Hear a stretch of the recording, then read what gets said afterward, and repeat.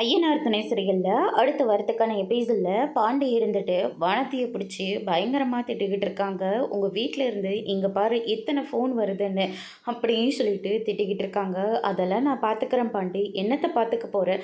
ஏற்கனவே சும்மாவே உங்கள் வீட்டில் இருக்கிறவங்க போலீஸ் ஸ்டேஷனு அப்படி இப்படின்னு சொல்லி என் குடும்பத்தை ரொம்பவே கஷ்டப்படுத்திட்டாங்க.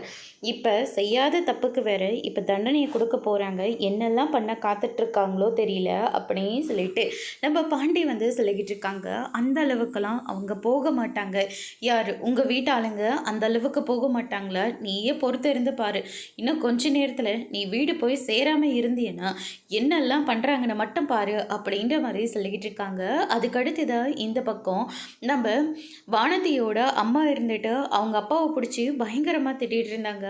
அன்னைக்கே நான் இப்போ தலைப்பாடாக அடிச்சுக்கிட்டேன், அவளை ஒருத்தன் கையில் பிடிச்சி கொடுத்துறேன்னு. ஆனால் எங்கே என் பேச்சை கேட்டேன்? இன்னுமே வயசு பொண்ணு வீட்டுக்கு வரவே இல்லை, மணி அங்கே என்ன ஆகுதுன்னு மட்டும் பாருயா அப்படின்ற மாதிரி சொல்லிக்கிட்டு இருக்காங்க. அதுக்கடுத்து தான் என் பொண்ணு ஒன்றும் அப்படி போகிறவ கிடையாது, போகிறத இருந்தால் நேரடியாக நம்மக்கிட்ட சொல்லிட்டு தான் போவா. ஒருவேளை ஃப்ரெண்டோட வீட்டில் கூட இருக்கலாம்ல, நான் போய் விசாரிச்சுட்டு வரேன் அப்படின்ற மாதிரி சொல்லிக்கிட்டு இருக்காங்க.